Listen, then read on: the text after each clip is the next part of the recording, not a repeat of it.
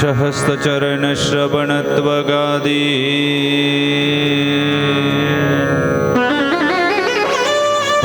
प्राणान्नमो भगवते पुरुषाय तुभ्यम् अलङ्कारपुरी रम्यसिंहस्तनस्थम् पदं भोजतेजं स्फुरदिक्प्रदेशम् विदिन्द्रादिदेवी सदा स्तूयमान समाधिस्थमूर्तिं भजे ज्ञानदेवं अजिचे हे मज तुम्ही कृपादान दिले ते जतन माय बापा आली मुखा वाटे अमृत वचने उत्तीर्णता येणे नोहे जन्मे तुका म्हणे तुम्ही उदार कृपा शृंगारिले बाळ कौतुके आली मुखा वाटे अमृत वचने उत्तीर्णता येणे नोहे जन्मे कैवल्याचा पुतळा पुतळा पुतळा प्रगटला भूतळा भूतळा चैतन्याचा जिव्हाळा ज्ञानोबा माझा कैवल्याचा पुतळा प्रगटला भूतळा चैतन्याचा जिव्हाळा ज्ञानोबा माझा कैवल्याचा पुतळा प्रगटला भूतळा चैतन्याचा जिव्हाळा ज्ञानोबा माझा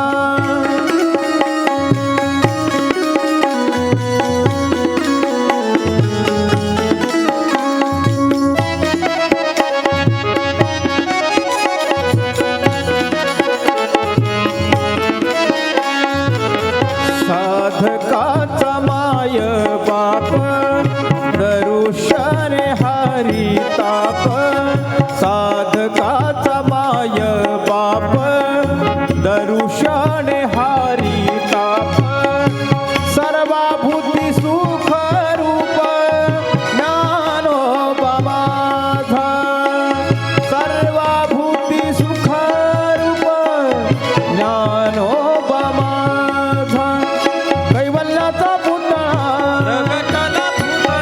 कैवल्याचा पुतळा कैवल्याचा पुतळा प्रगटला भूतळा चैतन्याचा जिव्हाळा ज्ञानोबा माझा कैवल्याचा पुतळा प्रगटला भूतळा चैतन्याचा जिव्हाळा ज्ञानोबा माझा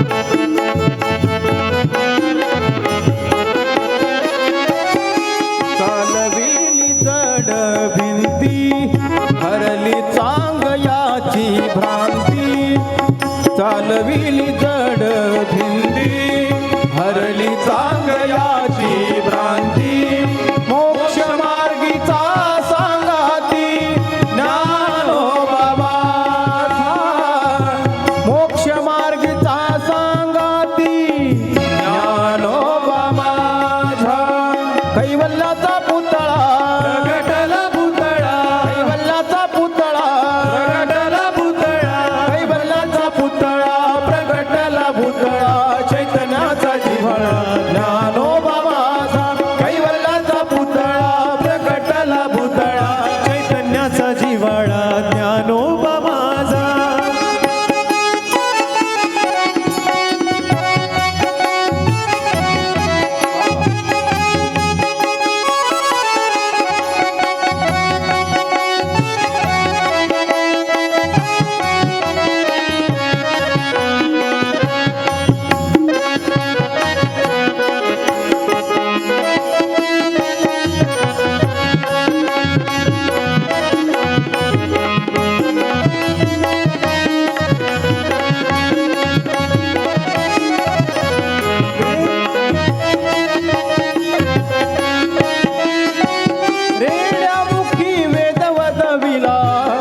गर्वद्विजांचा हरविला रेड्यामुखी वेद वदविला गर्वद्विजांचा हरविला शांतिरूपी प्रगटला ज्ञानोबा माझा शांतिरूपी प्रगटला ज्ञानोबा माझा त्रैलोक्याचे दिवाण ज्ञानोबा माझा कैवल्याचा पुतळा प्रगटला पुतळा कैवल्याचा पुतळा प्रगटला पुतळा कैवल्याचा पुतळा प्रगटला पुतळा चैतन्याचा जिव्हाळा ज्ञानोबा माझा कैवल्याचा पुतळा प्रगटला पुतळा चैतन्याचा जिव्हाळा ज्ञानोबा माझा कैवल्याचा पुतळा प्रगटला पुतळा चैतन्याचा जिव्हाळा ज्ञानोबा माझा कैवल्याचा पुतळा प्रगटला पुतळा चैतन्याचा जिव्हाळा ज्ञानोबा माझा कैवल्याचा पुतळा प्रगटला पुतळा चैतन्याचा जिव्हाळा ज्ञानोबा माझा कैवल्याचा पुतळा प्रगटला पुतळा चैतन्याचा जिव्हाळा ज्ञानोबा माझा ज्ञानोबा माझा नमो सद्गुरु शांतं सच्चिदानंद विग्रहं पूर्णब्रह्मपरानन्दम् ईशमानन्दिवल्लभं श्रीज्ञानेशो भगवान् विष्णु निवृत्तिर्भगवान् हरः सोपानो भगवान् ब्रह्मा मुक्ताख्या ब्रह्मचित्कला श्री ज्ञानोबरायाच्या जीवनचरित्राकडे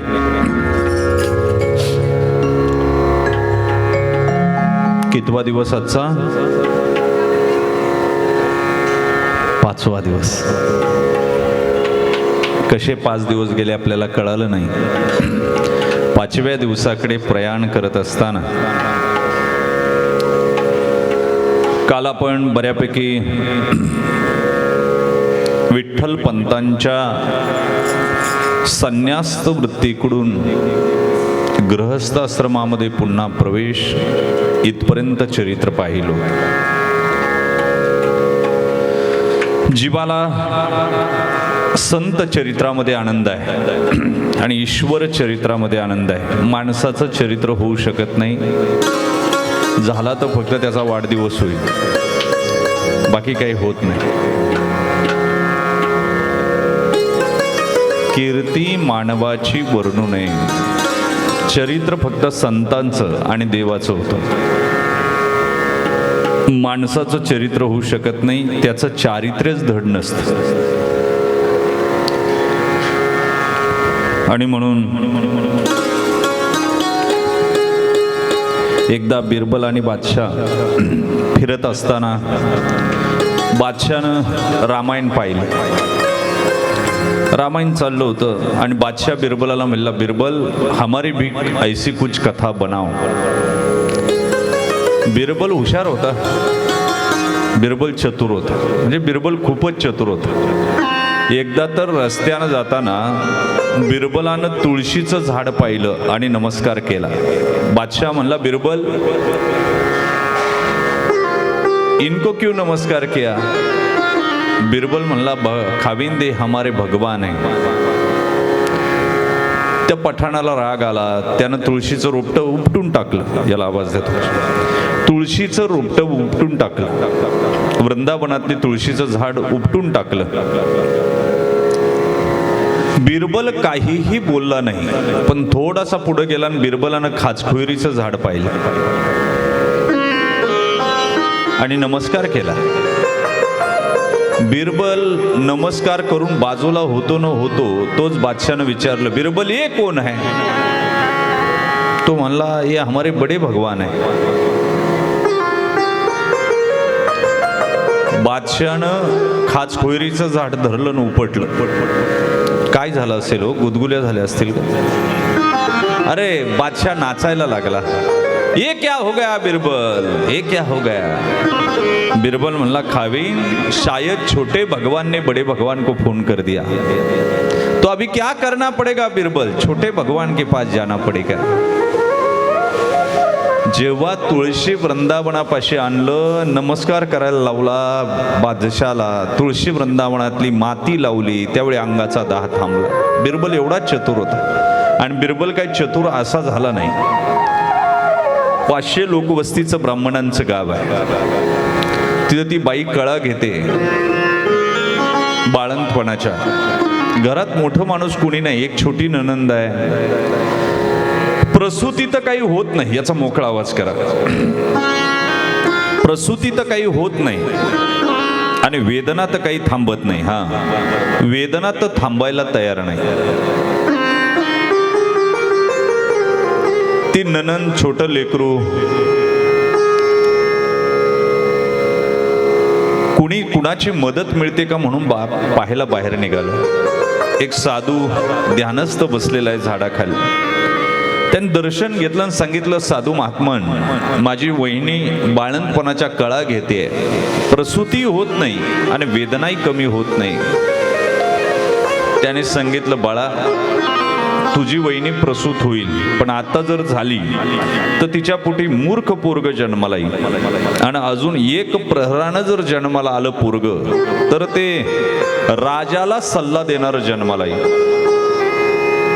आईनं विचार केला, आत्ता पोरग, ती पोरगी आली, तिची नणंद, ती म्हणली, वंश भेटलं का कोणी? तिनं सांगितलं, मला एक साधू महात्मा भेटला. साधू महात्म्यानं असं सांगितलं, प्रसूत होतील, तुला मुलगाच होईल, पण आत्ता जर प्रसूत झाली तर मूर्ख पोरग जन्माला येईल. आणि अजून जर एक प्रहरानं बाळंत झाली तर राजाला सल्ला देणारं विद्वान पोरग जन्माला येईल. ती म्हणली, मूर्ख पोरग जन्माला घालण्यापेक्षा मी एक प्रहरानं पोरग जन्माला घालेन. तिनं शीर्षासन केलं. काय केलं? त्या आईनं शीर्षासन केलं आणि एक प्रहरानं पोरग जन्माला घातलं. त्याचं नाव चतुर बिरबल.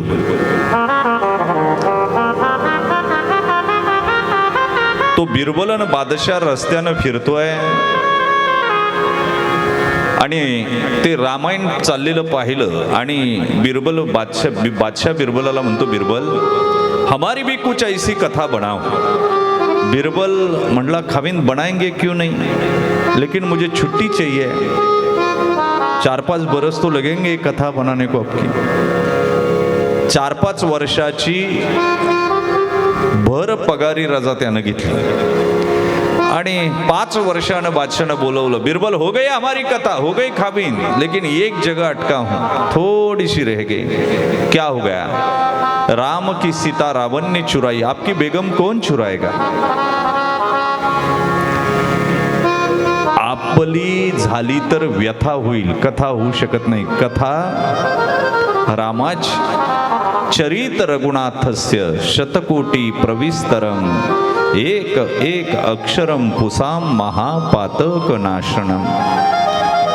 रामाची कथा, कृष्णाची कथा, चरित्र ज्ञानोबा राहायचं, तुकोबा राहायचं. तुमचा आमचा झाला तर वाढदिवस, झाला तर एखादं वर्ष श्राद्ध, झाला तर एखादी पुण्यतिथी,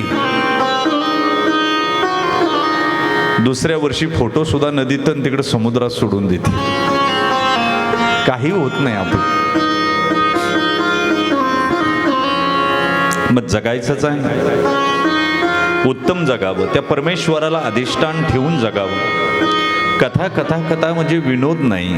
आपल्या अंतरंगामध्ये संतांनी ज्या झळा सोसल्या, त्यांना जो मार्ग खडतर होता, त्या खडतर मार्गातून त्यांनी जीवनक्रमणा कशी केली, यातून आपण सावध होऊन मागं चालत राहावं की आपली दुःख कमी आहेत.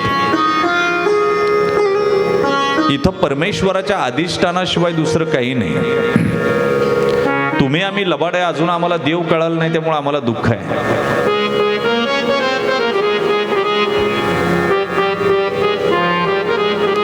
सॉक्रेटिस, आईन्स्टाईन, प्लेटो, अरिस्टॉटल, स्प्रेनो यांना काय फार आकली होते असं काही नाही. ज्ञानोबराय म्हणले, पै चाचोचिनी सांडशे, दूध आणि पाणी पाणी पाणी एकत्र केलं तर राजहंस दूध वेगळं करतो.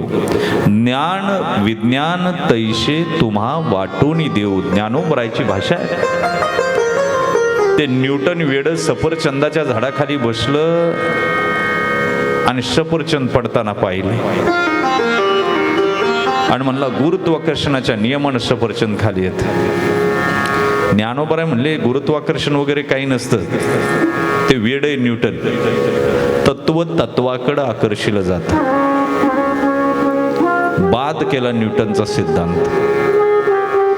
तुम्ही इथं बसलेत ना, मला सांगा अगरबत्ती कुणाला लागते म्हणून बाजारातून आणतो आपण? जाऊ घरी मी, कुणाला लागते? देवाला. वास कोण घेऊन पाहते? आपण काय साधे लबाड आहे का? पूर्वीच्या काळी रस्ते साधे होते, माणसं साधी होती. आता रस्ते डांबरी झाले, माणसं डांबरट झाली. अगरबत्ती ऑक्सिजन सोडते का कार्बन डायऑक्साईड? आपण काय घेतो आणि देवाला काय देतो? मग देव मिळाला तरी चालन, तसं तुम्हाला काही नाही. मी त्याविषयी सांगितलं. गीता तत्व सांगते, अवजानंती मामुढा मानुषीम तनुमाश्रितम परम भावम जानंतो मम भूत महेश्वरम. मला कोण जाणतो?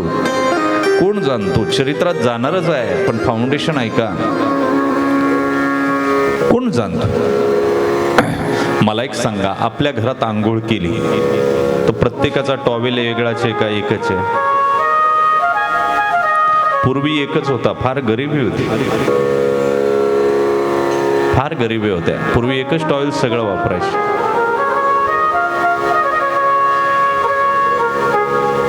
म्हणजे आम्ही शाळेत जायचो ना, तर तांब्यामध्ये विस्तव टाकून इस्त्री करायची, एवढी गरिबी होती. पकडीनं पकडायचं असं, त्याला इस्त्री करायची. पट्टा तर कधी भेटला नाही हो आम्हाला. टिफिन बॅग हा पार्टच नाही. रुमालात भाकरी बांधायची.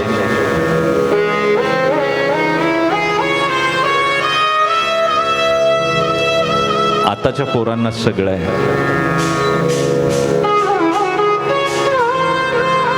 त्यांचं बालपण संपलं. अकालित्व प्रौढत्व येत आहे. 10वीचं पोरग 30-40 पोरासारखं वागतंय.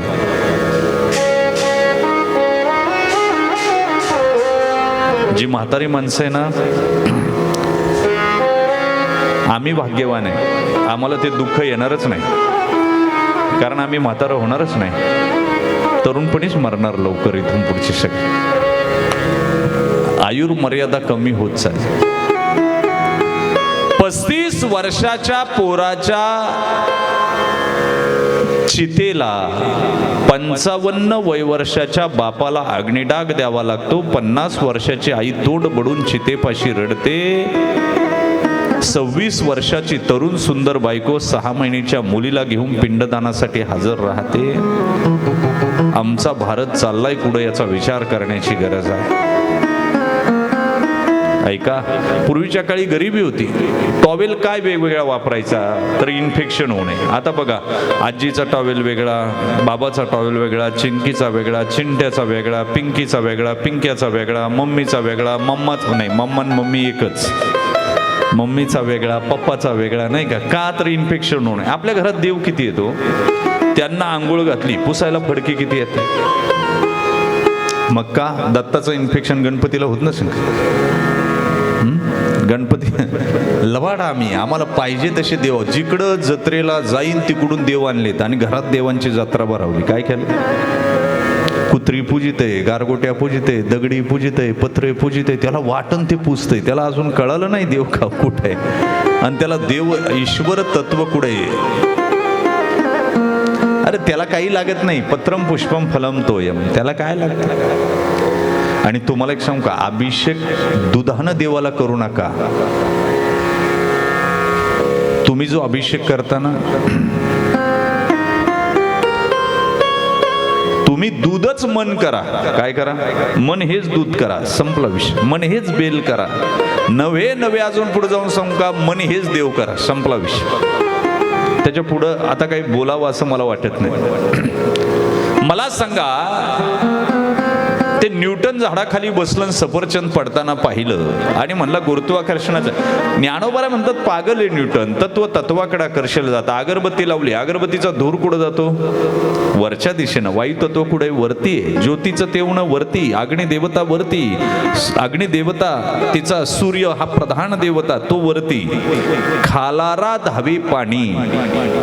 स्लॅबवर पाणी पडलं कुठं वर जातं का? समुद्र सपाटीकडे जातं. ज्ञानोबारांनी बाद केला न्यूटनला. मला सांगा 1969ला ब्लॅक अँड व्हाईट टीव्ही आली आणि 1982ला कलर टीव्ही आली. ब्लॅक अँड व्हाईट टीव्ही होती ना, कोणाच्या तरी एखाद्याच्या घरी टीव्ही असायची. गरिबी होती फार. आम्ही रामायण महाभारत पाहायला 8-8, 10-10 किलोमीटर जायचो रविवारच्या दिवशी सकाळी. आणि त्यांचा नाश्ता झाल्याशिवाय ते आम्हाला आतमध्ये येऊ देत नव्हते, बाहेर बसवायचे आणि बडबड केली की हाकलून द्यायची. आता काही नाही, 32 इंची, 50 इंची, 55 इंची होम थिएटर. आता तर एक टीव्ही अशी आली पहा, तिची किंमत 15 लाख रुपये. डायरेक्ट हिरोईन बाहेर येते त्यातून.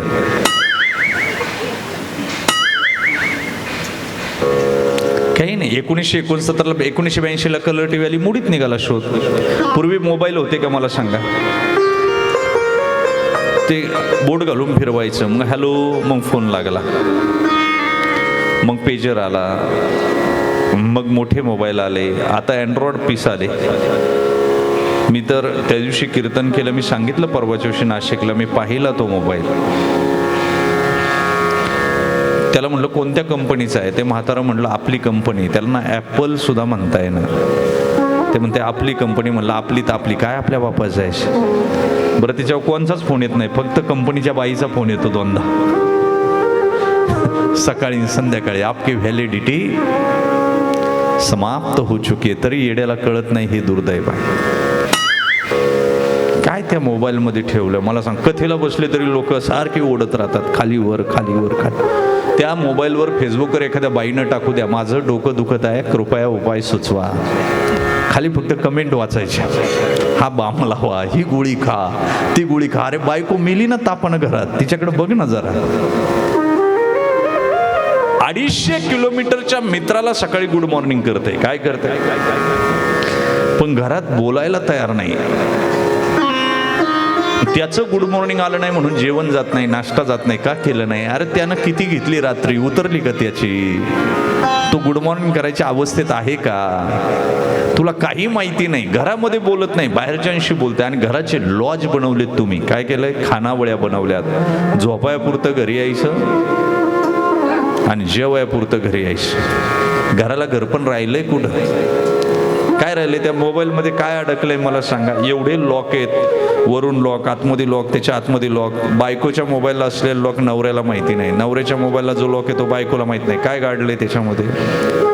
जर नवरा आंघोळ करत असेल, त्यानं साबण लावलं ना, फक्त यांनी म्हणायचं अहो तुमचा मोबाईल आला, साबण लावलेल्या अवस्थेत बाहेर पडत येते.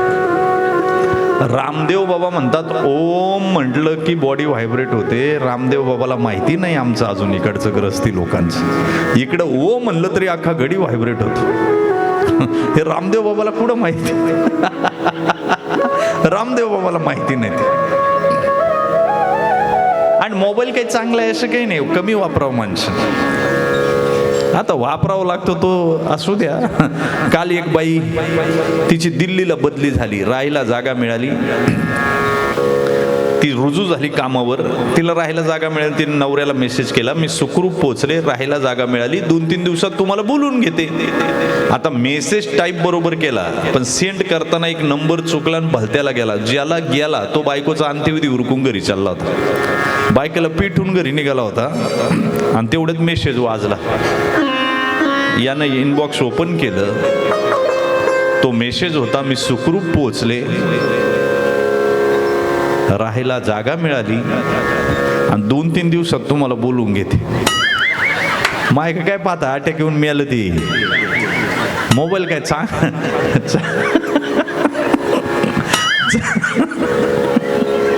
चांगलं आहे असं काही समजू नका तुम्ही. मोबाईल फार वापरायचं नाही, त्याला कमी वापरायचं. ह्या मोबाईलची अवस्था आहे. काही नाही. त्यावेळेचे फोन जर पाहिले, लाईटीचा खांब, वायरी ओढलेल्या, ते कॅन्डल बॉक्स, आताचे मोबाईल पाहिल्यावर तो शोध मोडीत निघाला का नाही मला सांगा. 71% जमीन आणि 29% पाणी 250 वर्षापूर्वी कळालं. काढा तुकोबरायचा गाथा. 450 वर्षापूर्वी तुकोबराय म्हणतात, समुद्र बलयांकित पृथ्वी. कोणत्या विद्यापीठाचे पदवीधर ऐका, तुमचं डोंबिवली बदललं, रस्ते बदलले, नद्यांनी पात्र बदलली, डोंगर पोखरले, तुम्ही घरं बांधली, पण 725 वर्ष झाली ज्ञानेश्वरीला कीड नाही अजून. 450 वर्ष झाली. कुणाला वाटलं हो सुंदरते ध्यान उभे विटेवरी करकटेवरी अभंग बदलावन, त्यात आपलं थोडं काहीतरी घालावं. कुणाला वाटलं रूप पाहता लोचनी सुख झाले ओ साजनी, ऐकून ऐकून बोर झालं बाबा, आता आपण वेगळं काहीतरी करू. असं होत नाही. संतांची वचनं बदलत नाही, कारण ती अमृत वचन आहे. आणि म्हणून संत चरित्र गोड आहे. फक्त आम्हाला कळालं पाहिजे. आणि संत चरित्र का कळत नाही याचं चिंतन आहे का आम्ही सडाला तोंडच लावत नाही. आम्ही बाहेर, मला एक सांगा, गाईमध्ये दूध आहे की नाही? आहे ना. मग शेपटी पिळल्यावर दूध निघायला नको का? गाईत दूध आहे की नाही? शिंग पिळल्यावर निघालं पाहिजे ना.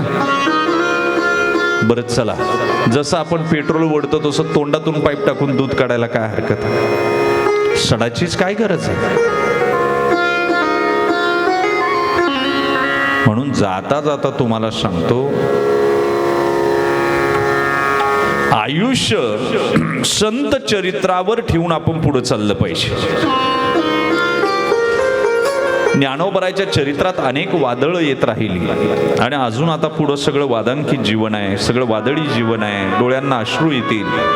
आम्ही आज ज्ञानेश्वरी पाहतोय, आनंदाचे अवारू मांडूया जगा, ज्या 16 वर्षाच्या बालानं प्रतिज्ञा केली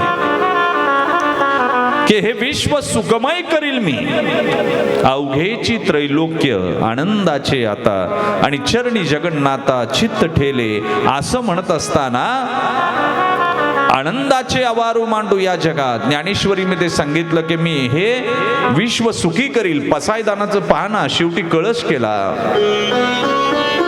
ज्ञानदादाचं ज्ञानेश्वरी लिहून झाली.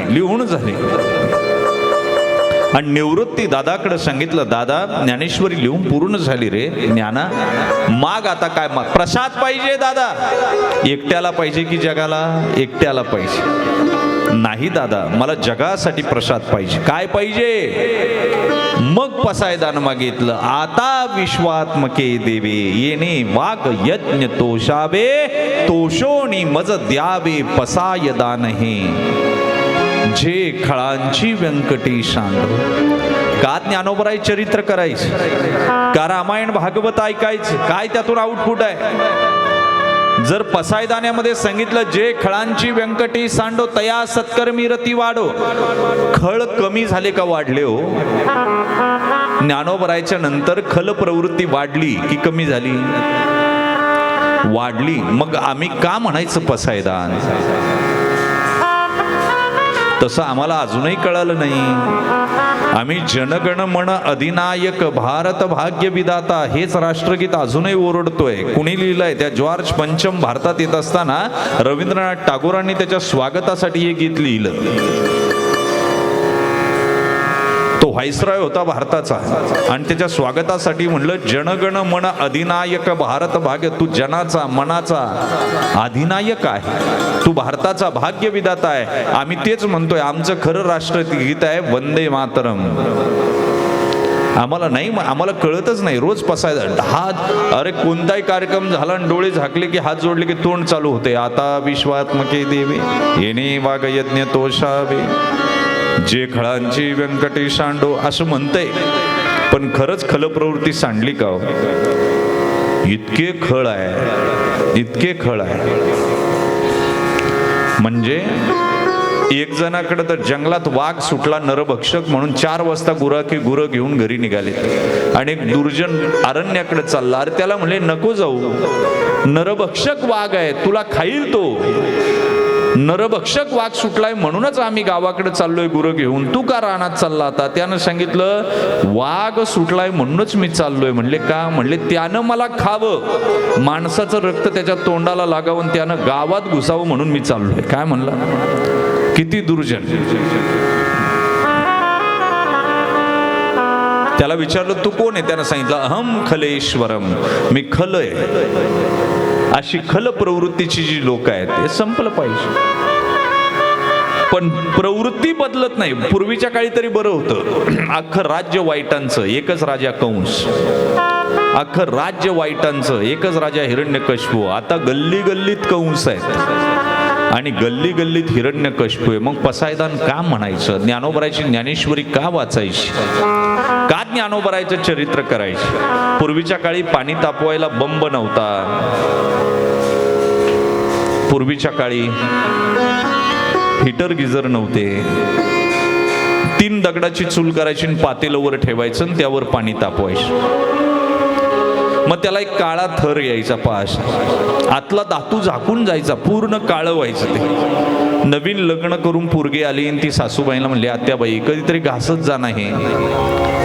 ती म्हणली मग बघ ना तू घासून. तिनं घासलं, चरे पडले पण ते निघालं नाही. कैक वर्षाचं होतं ते, कुणीतरी आजोबा पंजोबाने घेतलेलं. पण पोरगी बुद्धिवान. पुरीनं उलातनं घेतलं आणि खलबत्त्याचा दांडा घेतला आणि ठोकायला सुरुवात केली. एक कपची उडाल्याबरोबर आतला धातू दिसला.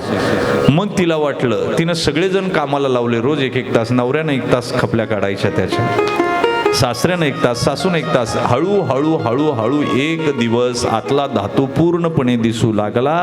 तसं पसायदानानं 1 दिवसात बदल होणार नाही. ज्ञानोबराच्या चरित्रानं 1 दिवसात बदल होणार नाही. रोज थोडं, रोज थोडं, रोज थोडं. 1 दिवस आतली स्वयंप्रभान रूपी धातू जीवाचा दिसेल आणि जीव सज्जनात्वाकडे जाईल. म्हणून ज्ञानोबराची चरित्र आहेत, म्हणून पसायदान आहे, म्हणून हरिपाठ आहे. ज्ञानोबरायांचं चरित्र सुगम आहे, गोड आहे, तापलेल्या जीवाला शांती देणार. आपण त्यात घुसावं, आपण त्यात रमावं. याच्यासाठी काही अलंकारिक भाषा असेलही, पण आपलं मन त्यामध्ये रममान राहिलं पाहिजे. आणि कशासाठी आलोय हे फार आपल्याला माहिती पाहिजे. 3 प्रश्न आपल्याला विचारायचे. मी आलो कुठून, कुणाकडे आलोय, किती दिवस राहणार आहे आणि तिथून आपल्या घरी कधी जाणार आहे. 4 प्रश्न कथा झाली की निवांत बसायचं आणि आपल्याला विचारायचं, बाकी काही ताण घ्यायचं नाही. बरं, मरण हे येणार हे निश्चित आहे, तुम्हाला चुकवता येत नाही, तुम्हाला चुकवता येत नाही. या 4 गोष्टी विचारत असताना ज्ञानोबरायचं चरित्र आपल्याला मार्गदर्शन करत राहील. काल आपण पाहिलं विठ्ठल पंत संन्यस्त वृत्तीकडून पुन्हा रामानंद स्वामींनी सांगितल्याप्रमाणे गृहस्थ आश्रमात आले. पण त्याचा त्रास सिद्धोपंतांना व्हायला लागला. कारण आळंदीमध्ये धर्माचं, जातीचं खूळ माजलं होतं. धर्म त्राही त्राही करू लागला होता. सगळीकडं धरणी माता सुद्धा हुंकार देऊ लागली होती. आणि ब्राह्मण, क्षत्रिय, वैश्य, शूद्र हे सगळे वेगवेगळ्या प्रकारे आपापलं कर्म करत होते. पण उंच जातीतली लोक खालच्या जातीवर अन्याय करत होते. हरिहर पंतांनी यायला नाकार दिला आणि सिद्धोपंतांच्या 12 बंदीचे बंद आपोआप सुटले. मुंडाचं खाली आलं की आपल्या घरी आजपासून कोणी ब्राह्मण येणार नाही, कोणते विधी होणार नाही. आपल्याला वाळीत टाकलंय का तर आपला जावई संन्यास घेऊन परत ग्रहस्थ आश्रमात आला. आणि मग विठ्ठल पंत रात्री बसले. सूर्य मावळतीला गेला, डोळ्यातून अश्रू आले. त्यांनी सासऱ्याला जवळ घेताना सांगितलं, तात मी स्वतःच आळंदीच्या बाहेर जातो. त्यांना वाटलं आपल्या वर्तनाची धग आपल्या सासऱ्याला नको. आणि म्हणून त्यांनी सांगितलं मी आळंदीच्या बाहेर झोपडी बांधून राहतो, फारही लांब जाणार नाही, रुक्मिणीला घेऊन जातो. काही दिवसांनी धर्माची क्षमाशीलता या ब्राह्मणांना कळेल आणि ज्यावेळी कळेल त्यावेळी प्रायश्चित्त ते देतील, ते प्रायश्चित्त बघून मी आळंदीत परत येईन. सासऱ्याला सांगितलं समजून. गावामध्ये बापाचं चांगलं घर असताना सुद्धा रुक्मिणी विठ्ठल पंतांच्या बरोबर गावाबाहेर फक्त नेसत्या वस्त्रानिशी आली. ज्या ज्या व्यक्ती मोठ्या झाल्या ना त्यांच्या आयुष्यात फक्त दुःख होते. आम्हाला थोडं दुःख झालं का आम्ही गळफास घेतो, आम्हाला थोडं दुःख झालं की आम्ही औषधाच्या बाटल्या पितो, आम्हाला थोडं दुःख झालं की आम्ही रॉकेल ओतून पेटून घेतो. पण संतांचं चरित्र हे तुम्हाला संघर्षानं जगायला शिकवत केलं. चांगल्या वाड्यातून झोपडीत राहायला येणं माणसाचं असं असते. माणूस हमाल्या करून जर करोडपती झाला ना ते जगणं सोयीस्कर आहे. पण जर लखपती असेल, करोडपती असेल आणि त्याला परत हमाली करायला लागलं ना फार अवघड असतं. तसं बापाचं भरलेलं घर आणि तिथून उठायचं आणि झोपडीत राहायला यायचं किती अवघड आहे मला सांगा. रुक्मिणी हसली, कसं का असं ना, पण आता स्वतःचं घर होतं, पती सहवास पूर्ण सौख्य या झोपडीत तिला लाभणार होतं. आज रुक्मिणी दारासमोर रांगोळी रेखाटीत होती. विठ्ठल पंत वेदाचं अध्ययन करत होते. तपोवनात राहणाऱ्या जानकीप्रमाणे रुक्मिणी या सिद्ध बेटामध्ये राहत होती. परसदारामध्ये जी केळ लावली होती तिला आता केळी लागू लागली होती. भरदार केळीकडे अनमिष नेत्रानं पाहत असताना दारापुढं सडा शिंपून गोपंत्म रेखाटताना रुक्मिणी आज स्वतःच गात होती. आनंदाच्या घरी सुखाचा प्रकाश, ईश्वराचा वास पडे तेथे. सूर्याची किरण तिच्या झोपडीवर पडली. आनंदाच्या घरात ज्ञानाची कवाडे, संसाराचे कोडे सुटती पै. आनंदाच्या घरात सौख्य हो साकार, अमृताची धार वर्षतशे. राजस बाळ्या केळीवर लगडलेली केळ फुलाची एक पाकळी उमलली होती आणि धरतीवर गळून पडत होती. दररोज सकाळी केळ्यांचा एक लड सूर्याला वंदन करायला आपले 12 हात जोडून केळ फुलातून बाहेर यायचा, वरचं कवर झुगारून द्यायचा. रुक्मिणीच्या देहात 14व्या वर्षापासून फिरणारं अंतरचक्र एका सकाळी अचानकपणे थांबलं. इकडं केळी फुलत होती आणि रुक्मिणीचं 14 वर्षापासून चाललेलं, 14व्या वर्षापासून फिरणारं शरीरातलं ऋतुचक्र आज थांबलं. आणि अचानकपणे तिलाही कळलं नाही, केळीचं संपूर्ण एक फूल गळून पडलं होतं. विठ्ठल पंत आज 4 गावी मधुकरी मागून आणायला गेले. ग्रामण्य केल्यामुळे व्युत्पन्न ब्राह्मणाच्या झोळीत कुणी मधुकरी टाकत नव्हतं. कुणी दिलं तर मिळायचं, नसलं तर वणवण करत परत यायचं. सर्वसामान्य माणूस विसरला नव्हता. अतिथी देव भव ही धर्माची शिकवण विठ्ठल पंतांना कधी आणि कुठे विनमुख पाठवित नसे. सगळं जग वाईट होतं असं नाही आणि माणसानं ठेवावं. मी नेहमी सांगितलं, अतिथी पूजनम प्रतिदिनम मिष्टान्नम पानम गृहीम साधू संगम उपासते सततम धन्यग्रस्ताश्रम. आपल्या दारापुढं जर एखादा अतिथी आला ना त्याला ग्लास भरून पाणी द्यावं, त्याला भोजन घालावं. जर विनमुख अतिथी गेला तर तुमचं संचित घेऊन जातो तो. पुढचं प्रारब्ध वाईट आहे, लक्षात ठेवायचं.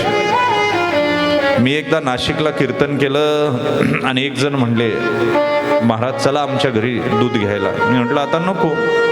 कधी कधी अवघड असते, वैराग्य असते की वैताग कळत नाही. एक म्हातारी तर त्याविषयी म्हणली, महाराज तुमचे पाय आमच्या घराला लागू दे. म्हणलं आमचे पाय कुठं धड आहेत, आमच्या घराला आमचे लागत नाही, तुमच्या घराला लावून काय करणार.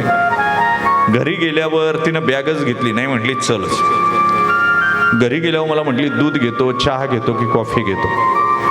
म्हटलं काही दे. नाही म्हटली दूधच घे, 10-15 म्हशी आहे, गोकुळासारखं घर आहे, कुठं नेत नाही, आणीत नाही, विकीत नाही, पोरं खात्यात पित्यात माजल्यात अशी पैलवानासारखी आहे. शेजारचीच बाई, तिचं लहान लेकरू आहे, त्यालाच अर्धा लिटर दूध देते. मग माझ्या मनात विचार आला, जर मी दूध प्यालो, माझा ड्रायव्हर दूध प्याला, माझ्या बरोबरची लोक दूध पेली आणि ते लहान पोरगं रातचं जर उठलं तर ही आई काय देईन त्याला. म्हणून मी म्हटलं, आई ते पोरगं जर उठलं आणि रात्री दूध मागितलं तर काय देईल. मला म्हणली तू पे, तू टेन्शन घेऊ नको, ते थँगडं काही उठत नाही रातचं, आणि उठलं तरी त्याची आई काही जागी होत नाही, ती व्हॉट्सअपवर दमलेली असते दिवसभर. पण मी म्हटलं नाही नाही, उठलंच तर. मला म्हणली तू टेन्शन घेऊ नको, तू दूध पे. जर पोरगं उठलं आणि आलीच त्याची आई दूध न्यायला तर सांग ना एक दिवस टोनगा प्याला म्हणून. माझ्याकडे काय पाहता, झोप नाही मला 3 दिवस झाले. हे अशी जर अवस्था असेल, वैताग आहे की वैराग आहे. ते म्हणलं माझ्या घरी चहा प्यायलाच. म्हणली महाराज चप्पल शुद्ध आहे. मलाच कळलं नाही चप्पल कधीपासून शुद्ध झाली. तिला म्हणलं एक माझ्या डोक्यात टाक, एक यजमानांच्या डोक्यात टाक आणि एक देवाच्याही डोक्यात टाक, चप्पल शुद्ध आहेत. काय करावं मोठा प्रश्न आहे. पूर्वी रसोडा म्हणायचे त्याला, आता किचन म्हणतात. जिथं किचन म्हणजे काही काही गोष्टी होत्या पूर्वी जर एखाद्या घरातल्या बाईला राग आला ना तर ती एक खोली असायची, तिनं त्या खोलीत जाऊन बसायचं. मग राजाला कळायचं की आपल्या राणीला राग आलाय. त्याला क्रोध भवन म्हणायचे. काय म्हणायचे? क्रोध भवन. आता आपल्या घरात वेगळं क्रोध भवन काढायची गरज नाही, आपलं अख्खं घरच क्रोध भवन आहे. आपल्याला वेगळं काय काढायची गरज आहे, आपलं अख्खं घरच क्रोध भवन आहे. मी असा किचनच्या समोर बसलो, 5 मिनिटं झाले, 10 मिनिटं झाली. त्याला म्हटलं जा ना, सांग ना चहा, मला वेळ झालाय, पोचायचंय पुढं, प्रवास दूरचा आहे. तो बायकोला कसा म्हटला बघा, माझ्याकडे लक्ष द्या. गेलं बायकोच्या जवळ, म्हटला चहा झाला. आवाज आला, पुन्हा सांगतो नीट लक्ष द्या. ते गेलं बायकोच्या कानाजवळ, म्हटलं चहा झाला. आवाज आला. ती म्हणली थोडा दम नाही निघत का. सुटलं ना पळत ते. माझ्याजवळ येऊन बसला, माझ्याजवळ येऊन बसलं बारीक तोंड करून. थोडा वेळ म्हटलं अरे जा ना, मला उशीर झाला ना. गेलं. आता म्हणले महाराजांना जायचंय ना, चहा कर ना पटकन. ती म्हणली माझ्या काय उपकाराला आला काय. मी ड्रायव्हरला म्हणलं उचला बॅग आता. थोड्या वेळानं चहा आला. चहा पिता पिता मला हसायला आलं. मला म्हटलं महाराज का हसता. म्हणलं काही नाही, असंच हसतं. नाही नाही म्हणलं, पण शहाणी माणसं उगच हसत नाही. म्हणजे त्याने पर वेड्यात काढलं मला. मी म्हटलं इतका घाबरतो का रे बायकोला. तो म्हटला महाराज तुम्ही सगळं ऐकलं का. मी म्हणलं सगळं ऐकलं, तुलाही बोललेलं ऐकलं आणि मलाही बोललेलं ऐकलं. मला म्हणला महाराज तसं तिचं मनावर जास्त घेऊ नका, ती तोंडात फटकळ आहे, मनानं खूप चांगली आहे. आमचे बाबा म्हणले तिला काय मातीत घालायची. तिला जर अतिथी पूजनम प्रतिदिनम मिष्टानम पानम गृहिम हे जर वृद्ध वाक्य कळत नसेल तर तिला काय मातीत घालायचंय, मनानं किती निर्मळ असली तरी. म्हणजे ते फक्त तोंड देखले सगळं आहे ना, बाकी काय मला सांगा. म्हणजे आमचे एक वकील बंधू आहेत, त्यांची बायको रोज म्हणायची तुम्ही कोर्टातून लवकर घरी या, तुम्ही आल्याशिवाय अन्नाचा कण जात नाही. काय म्हणायचे. आणि वजन तर 180 किलो झालं तिचं. बरं आम्ही लोक बुद्धिवान आहेत, वकील जरी असलो तरी बुद्धिवान आहेत. त्यानं माझ्या मित्रानं एकदाच खालीवर पाहिलं. म्हणला हिचं वजन 180 किलो झालंय नाही, म्हणजे तुम्ही आल्याशिवाय अन्नाचा कण जात नाही. त्यांनी ब्रीफकेस घेतली, पुढच्या दारात निघालं, माळ्यावर जाऊन बसलं. तेवढ्यात थाळीवाला आला. ऊस घ्या ऊस. ही म्हणली कसे रे बाबा ऊस. तो म्हणला 1 रुपयाला 4 ऊस.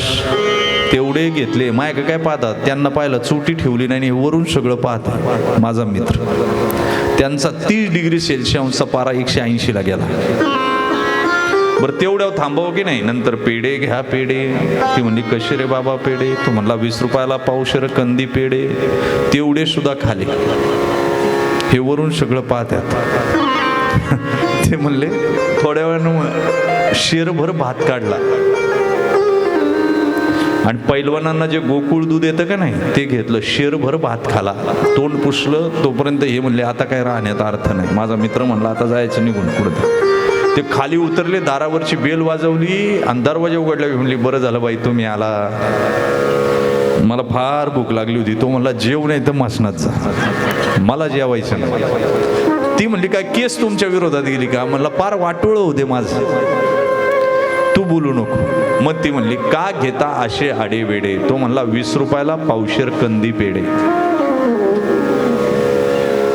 ती म्हणली का करता अशी धुसफूस? तो म्हणला 1 रुपयाला 4 ऊस. ती म्हणली का खाता माझ्यावर दात? तो म्हणला आत्ताच खालाय मी शेरभर भात. ती म्हणली तुम्हाला कसं काय कळालं? तो म्हणला माझ्याशिवाय तुला कसं काय गिळालं? ते माझा मित्र मला सांगत होता. आमचाच बंधू येतो, मी वकील ते वकील, आमचाच बंधू. पण असते असं वरवर बोलण्याला काही अर्थ नाही. आतून प्रेम तो जिवाळा. तुका म्हणे झरा आहे मुळचाची खरा. ब्राह्मण लोक मधुकरी देत नव्हते, पण जे सामान्य गरीब लोक आहे ना त्यात माणुसकी धर्म संपला नव्हता. विठ्ठल पंतांच्या जोडीत थोडंफार टाकायची. का तर यांना वाळीत टाकलंय, यांना पोट भरलं पाहिजे. आणि म्हणून हस्त नक्षत्र लागलं, मुसळधार पाऊस पडू लागला आळंदीमध्ये. इंद्रायणीला महापूर आला. विठ्ठल पंत भिक्षा मागून घरी येताना चिंब भिजले. घोंगडीची खोळ वृक्षाप्रमाणे छाया देत राहिली, पण तिच्यातूनही पाणी आतमध्ये घुसलं. पर्जन्याचं थैमान काही थांबत नव्हतं. सिद्ध बेटाच्या जवळ येत असताना विठ्ठल पंतांचं लक्ष पश्चिमेकडे थोडा उंच असल्यामुळे एका खडकावर गेलं. त्या खडकावर एक मनुष्य आकृती उभी होती. पात्राकडे पाहत उभी दिसली. क्षणभर वाटलं भास असेल, पण जवळ जवळ जवळ गेल्यावर विठ्ठल पंतांना कळालं काही कुणीतरी माणूस उभा आहे आणि दुथडी भरून वाहणाऱ्या इंद्रायणीकडे टक लावून एकटक पाहतंय. विठ्ठल पंतांच्या मनात आलं काय असेल या व्यक्तीच्या मनात. इतका महापूर आलाय, आता पाण्यानं खडकही झाकला जाणार आहे, तरी खडकावर ही व्यक्ती उभी आहे. देहत्याग करायचा असेल, निर्जन स्थळी ही व्यक्ती कुठल्या येथून आली असेल. विठ्ठल पंतांच्या मनामध्ये काहूर माजलं. विठ्ठल पंत जोरात ओरडले, माग व्हा, दूर व्हा, दूर व्हा, पाणी चढतंय, माग व्हा. त्या मनुष्य कृतीने एकदा मान वळून विठ्ठल पंतांकडे पाहिलं आणि हात जोडून त्या खळखळ त्या महापुरात आपला देह लोटून दिला. धनुष्यातून एखादा तीर सुटावा, झाडावरून एखादं फळ पटकन खाली पडावं, डोंगरावरून एखादा धोंडा जसा गरगळत खाली यावा, एका क्षणामध्ये सूर्याची किरण सूर्य उगवल्याबरोबर पृथ्वीवर पडावी, तसा मागचा पुढचा न विचार करता त्या व्यक्तीनं हात जोडले, इंद्रायणीच्या महापुरामध्ये आपला देह फेकून दिला. ती मनुष्यकृती झपाट्यानं अनंताचा प्रवास करू लागली. पुढचा मागचा विचार न करता त्या आकृतीच्या खाली 100 हात पात्रात विठ्ठल पंतानं उडी घेतली. खांद्यावरच्या चौपदरीची त्यांना शुद्ध राहिली नाही, झोळीत अन्न होतं त्याची शुद्ध राहिली नाही. सपासप पाणी कापत ते पात्राच्या मध्यात आले. त्या माणसाची आकृती त्यांनी जवळ खेचली आणि महापुरातही त्यांच्या शरीराला चटका बसला, कारण एक यवन संपन्न स्त्रीदेह त्यांनी जवळ केला होता. अभावितपणे मुखी नारायणाचं नाव आलं. आपल्या कणखर बाहूनं तो देह पैल तीरावर आणला आणि तीरावर आणल्याबरोबर एका हातामध्ये त्या महिलेचा देह धरला, एका हातानं पाणी कापत कापत त्या पुरातून ताकद लावत बलदंड देह बाहुबळानं पैल तीरावर आणला. आणि पैल तीरावर आणल्याबरोबर देवळा मागच्या टेकडावर पोहत येऊन पोहोचले. पायाला भूमीचा स्पर्श झाला. त्या देहाला भूमीवर ठेवलं आणि भूमीवर ठेवल्यानंतर सुटकेचा श्वास घेत त्या स्त्रीकडे पाहिलं. निळसर सुताचं फाटकं वस्त्र भिजल्यामुळं तिच्या अंगाला चिटकून बसलं होतं. गळ्यात काळ्या दोऱ्यानं गोंफलेली पोत होती. हात मोकळे होते, कपाळाच्या खाली हनवटीवर गोंदलेल्या खुणा होत्या. पोटात पाणी गेल्यामुळे बेशुद्ध होते. विठ्ठल पंतांना कळेना तरुण श्रीला स्पर्श कसा करायचा. वाचवलं खरं. कुणी जर पाहिलं अगोदरच आळंदीमध्ये फक्त काडी पडायला अवकाश आहे. जर एखाद्यानं पाहिलं तर उद्या रुक्मिणीचं काय होईल, तिच्या मनात काय येईल, माझ्या श्वसुरांना काय त्रास होईल, हात लावायचा कसा. पण विठ्ठल पंतांनी पाहिलं मरणाच्या दारात असलेली ही स्त्री.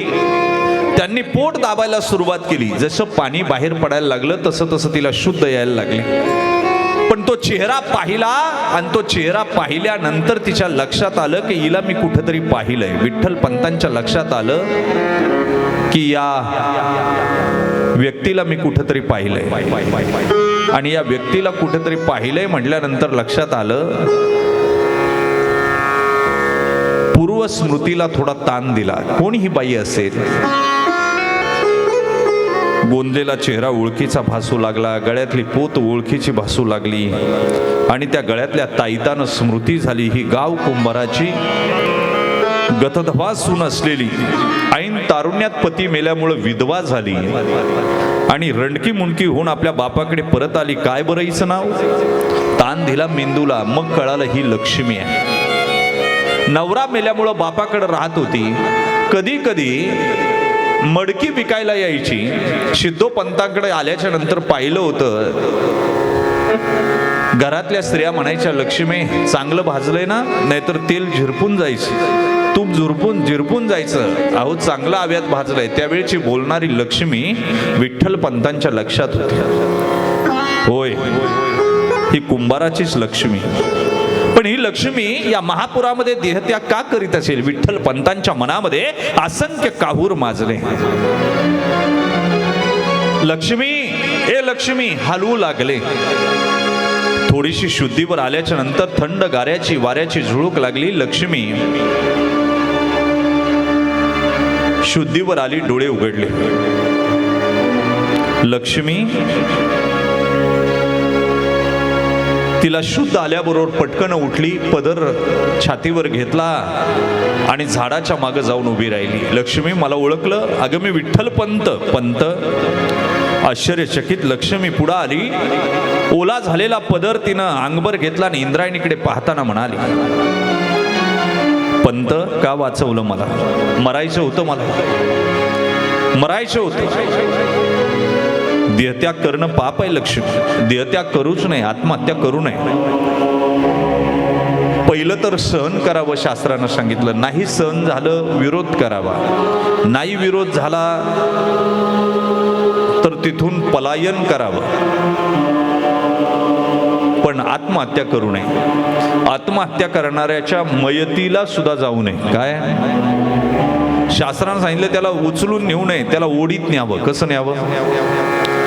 आणि त्याला आपण अंत्यविधी देतो तसा द्यायचा नाही. शास्त्रानं सांगितलं उलट टांगायचं, खालून चिता पेटवायची, त्याला भाजायचा. काय करायचं.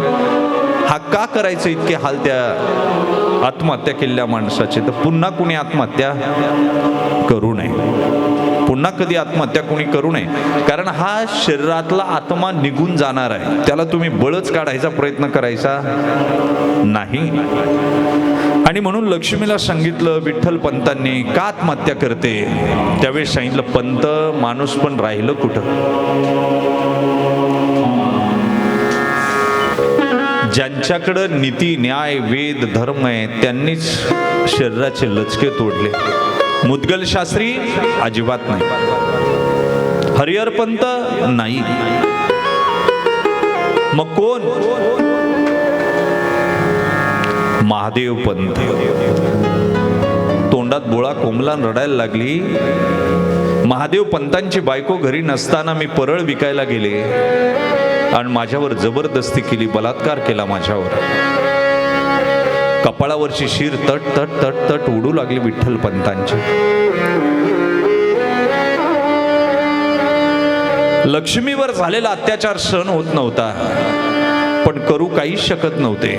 शेवटी तिला समजावून बापाच्या घरी सोडून दिलं. कुंभार आळीला सोडलं. काही अडचण आली तर मला सांगा म्हणून पाहत होते. उशीर झाला म्हणून पतीची वाट पाहत असलेली रुक्मिणी दारात उभी होती. विठ्ठल पंतांना पुत्रयोग माहितीच नव्हता, पण आता ऋतुचक्र थांबलं होतं. वाडीत टाकलं सिद्धेश्वर, केंदूर, कौंडिन्यपुराला दिवस काढले विठ्ठल पंतांनी. आईसे 12 वर्षे क्रमुनी शेकुती, तव झाले पुत्र 4 जण. 12 वर्ष सिद्ध बेटात दिवस काढले. किती?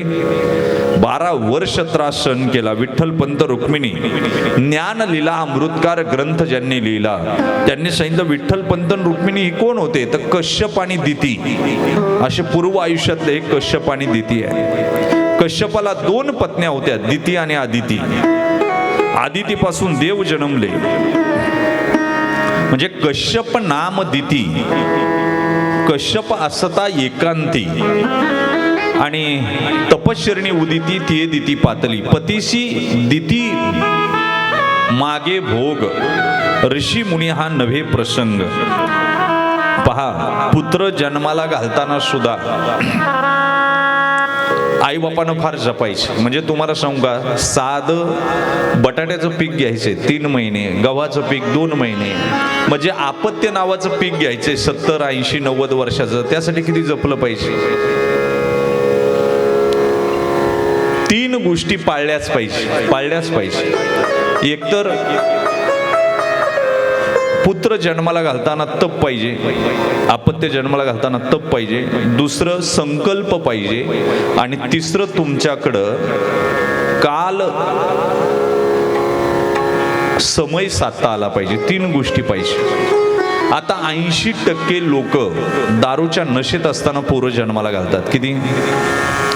मी तुम्हाला बायोलॉजी सांगतो, थोडं ॲनाटॉमी शास्त्र. दारू प्यालं काही 15 मिनिटं ते 20 मिनिटाच्या आतमध्ये त्या दारूची नशा पेशीच्या केंद्रकापर्यंत जाते आणि 100 किलोचा मनुष्य 7 फुटाचा मनुष्य झिंगायला लागतो. बरोबर आहे का चूक आहे? जर 100 किलोचा मनुष्य आणि 7 फुटाचा मनुष्य दारू प्याल्यानंतर झिंगत असेल तर ज्याला शुक्राणू म्हटलंय, ज्याला मायक्रॉन मध्ये मोजावं लागतं, कशामध्ये, आणि त्याला दुर्बिणीतून पाहावं लागतं, तो किती झिंगत असेल मला सांगा. आणि तो जर झिंगला आणि त्या काळात जर बीजारोपण झालं तर पुढची प्रजा कशी जन्माला येईल मला सांगा. झिंगलेली, आळशी, दुर्मुखलेली, व्यसनी, पागल. पहिलं तर तप पाहिजे. अंजनी मातेनं पोरग जन्माला घालताना लग्न झाल्याबरोबर ऋषमुख पर्वतावर गेली तपश्चर्येला आणि भगवंत शिवाकडे पोरग मागितलं. येरू म्हणे ऐसा देई पुत्र आणि उत्तम पवित्र भक्त गुणी, आणि म्हणून मनजव मारुत तुल्य वेगम जितेंद्रियम बुद्धिमताम वरिष्ठम वातात्मज मानृत मुख्यम श्रीरामदूतम शरणम प्रपद्ये. आईचं तप पाहिजे. गर्भ राहिल्यानंतर आईनं काही गोष्टी केल्या पाहिजे, संकल्प पाहिजे. आता मी कथेला जातो ना, तिथं त्याविषयी एक बाई आली, म्हणली महाराज हे पोरगं लय त्रास देते, याला तुमच्यावर घेऊन जा. त्याला म्हणलं जन्माला घालताना मला विचारलं का? जन्माला घालताना मला विचारलं का? आता कशाला माझ्याकडे दिली? म्हणजे त्यावेळेस तुम्हाला कळालं नाही कशी पोरं जन्माला घालायची. त्यावेळी तप केलं अजिबात नाही. बरं, पोटात राहिल्यानंतर काय खावं काय खाऊ नये. राजस आहार केला पोरग राजशी जन्माला येणार, तामस आहार केला पोरग तामशी जन्माला येणार. तुम्ही सात्विक आहार घेतला, आणि मी जे बोलतो याला याज्ञवल्क्य स्मृती आणि मनुस्मृतीचा आधार आहे. मनुस्मृती लोकांनी जाळली, पण ती जगण्यासाठी गरजेची. मला सांगा, तुम्ही मंत्रालयात जा, हायर पोस्टला सगळे तुम्हाला कुलकर्णी, ब्रह्मे, देशपांडे हीच लोक दिसणार. कारण त्यांच्या आयांना कळालं की पोरांना पोटात कसं वाढवायचं. आपले सगळे पिऊन येते. पिऊन म्हणजे तुम्ही लगेच वाईट विचार करू नका, फायली उचलायला. मला सांगा ना, एक काकानं आमचे, आता मी तर काय प्रॅक्टिस करत नाही, आमचे म्हात्रे साहेब प्रॅक्टिस. मला सांगा, ब्राह्मणांचा फौजदारी केस चालली बुवा. एक काका दुसऱ्याच्या काकाच्या छातीवर बसला आणि पोटात चाकू खुपसला. एक केस दाखवा, आपण कीर्तन करा सोडून. त्यांच्या शिविल चालू आहे. त्याचं रिझन सांगतो. लोक म्हणतात काका घाबरट आहे. ते घाबरट नाही, त्यांना जगणं कळालंय. काय कळालंय? आपल्या आईनं आपल्याला कळालं नाही. मला सांगा, आई काय खाते? आणि जसे डोहाळे आईचे ना गर्भाची आवड तसे डोहाळे. आई वडापाव खाते, सांगा मला काय पाणीपुरी, अरे अरे अरे काय स्वच्छता घरात, धूळ बसू नये, नख व्यवस्थित कापिती, पण जे पाणीपुरी बनविते ते झुमे टू झुमेच, म्हणूनच टेस्ट आहे त्या पाणीपुरीला. पायात घालायच्या चपला काचेत विकल्या जातात आणि खायचे पदार्थ गटारीच्या बाजूला विकले जातात. महाराष्ट्र एवढा दुबळा झालाय. काय झालाय तुम्हाला अंदाज नाही. आईनं काय खावं याच्यावर गर्भ वाढत असतो. ज्ञानोबरायच्या ओव्या आहे, त्वचे विन गर्भांग पोळे, तेने लोळे अति दुखी, आहा मूत्रारंध्री निघाला, काय मी चाटीला कुच स्वादू. पोराला काय कळत असते, आई बापानं ती जपायची. आमची ताई गरोदर राहिली, मी रुक्मिणीचं गरोदर पण सांगतोय ऐका. आमची ताई गरोदर राहिली की घरात पहिला एक फोटो लावते गोंडस बाळाचा आणि सारखं त्याच्याकडे पाहत राहते. असं पोरग माझ्या पोटी जन्माला आहे, अरे ते कुणाचं आहे माहिती नाही, कोणत्या तरी फोटोग्राफरनं फोटो काढलाय, ते मागच्या जन्मात कोण होतं माहिती नाही, त्याचे संस्कार काय ते माहिती नाही, ते पोरग माझ्या पोटी यावं. त्यापेक्षा तो फोटो काढा, तिथं ज्ञानोबरायचा फोटो लावा, तिथं तुकोबरायचा लावा, तिथं विवेकानंदांचा लावा आणि असं पोरग माझ्या पोटी जन्माला यावं म्हणा. चांगलं पोरग जन्माला येलो, संकल्प पाहिजे आणि शेवटी काल निश्चितता पाहिजे. याला एक दोहा आहे, म्हणजे कश्यप आणि दिती हिच्या पोटी का राक्षस जन्माला आले. दोन्ही बायका एकाच नवऱ्याच्या, दिती आणि आदिती कश्यपाच्या. पण या दितीच्या पोटी राक्षस पुढे जन्माला आले. याचं कारण काय, काल निश्चितता नाही. याला एक दोहा आहे, पहिले प्रहर तो सब कोई जागे, दुसरे प्रहर जागे भोगी, तिसरे प्रहर तस्कर जागे, चौथे प्रहर जागे जोगी. पहिल्या प्रहरात सगळे जागे असतात, दुसऱ्या प्रहरात ग्रस्ताश्रमीने जागं राहावं ज्याला वंश वाढवायचा आहे, तिसऱ्या प्रहरात चोरानं जागं राहावं आणि चौथ्या प्रहरामध्ये ज्याला साधना करायची त्यानं जागं राहावं.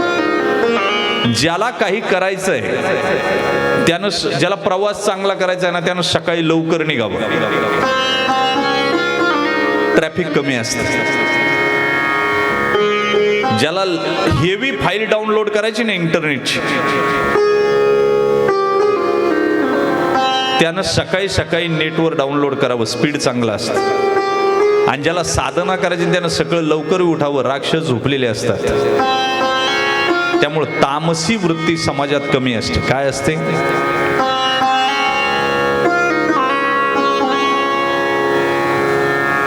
पण दुर्दैव असं आहे गृहस्थी जीवाच्या ब्रह्ममुहूर्तावर वासनेच्या लाटा उफाळून येतात आणि ज्यावेळी साधना करायची त्यावेळी बीजारोपण होतं. काय होतं, आणि त्यामुळं चांगली पोरं जन्माला येत नाही. मला सांगा, रावणाच्या बापासारखा ब्राह्मण अजून झाला नाही, पुलस्य ऋषी, दशग्रंथी ब्राह्मण. पण पुलस्य ऋषीच्या बायकोनं संध्याकाळी सूर्य अस्ताला जाताना नवऱ्याकडे भोग मागितला. त्यानं सांगितलं, देवी आता भगवंत शंकर पृथ्वीवर येतात, अवलोकन करतात, आता नको, तू आता देवपूजा कर, तीर्थाचरण कर, काय तुझी साधना असेल ते कर. पण तिनं ऐकलं नाही. लक्ष्मी सुद्धा फेरफटका मारायला संध्याकाळी येते आणि आम्ही संध्याकाळीच घरं बंद करून मॉलला जातो. कुठं जातो,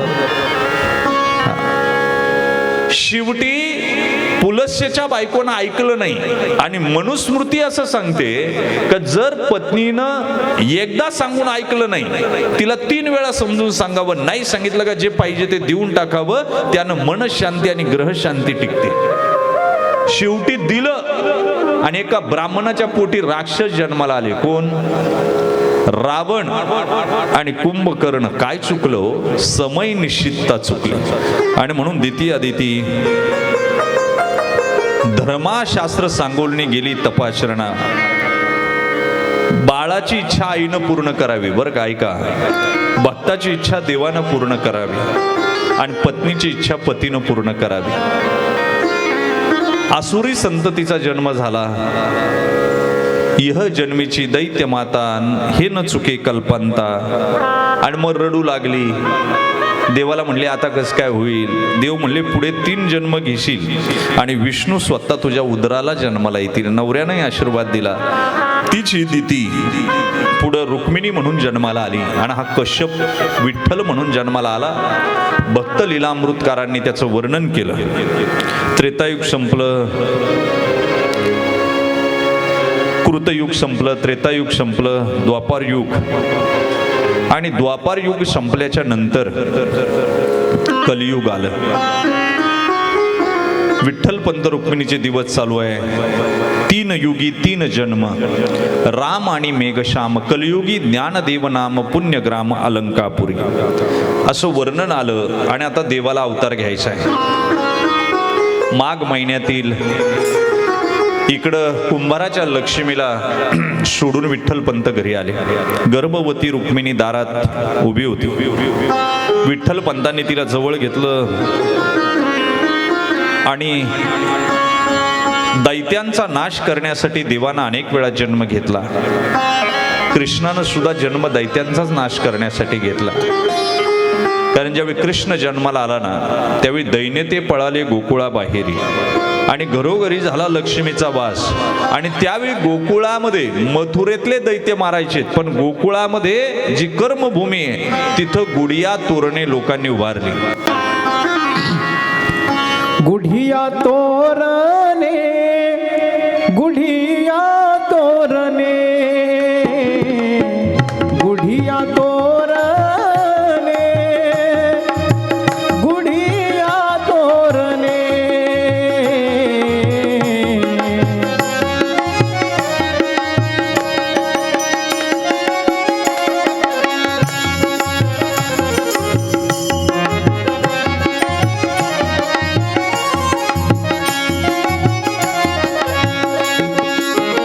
करती कथा गाती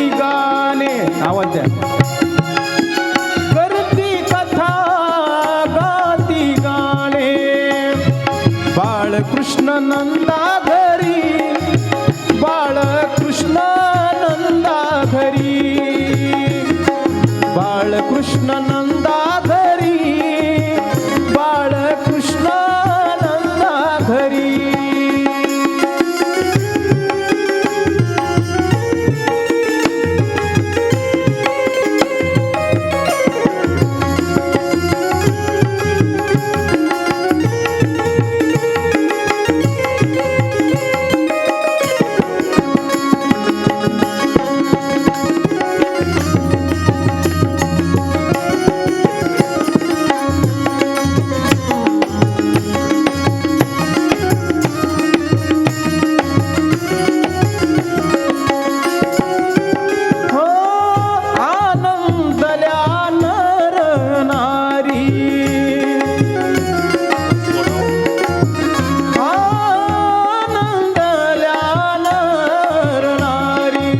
बाळकृष्ण नंदा घरी, बाळकृष्ण नंदा घरी, बाळकृष्ण नंदा घरी, बाळकृष्ण नंदा घरी.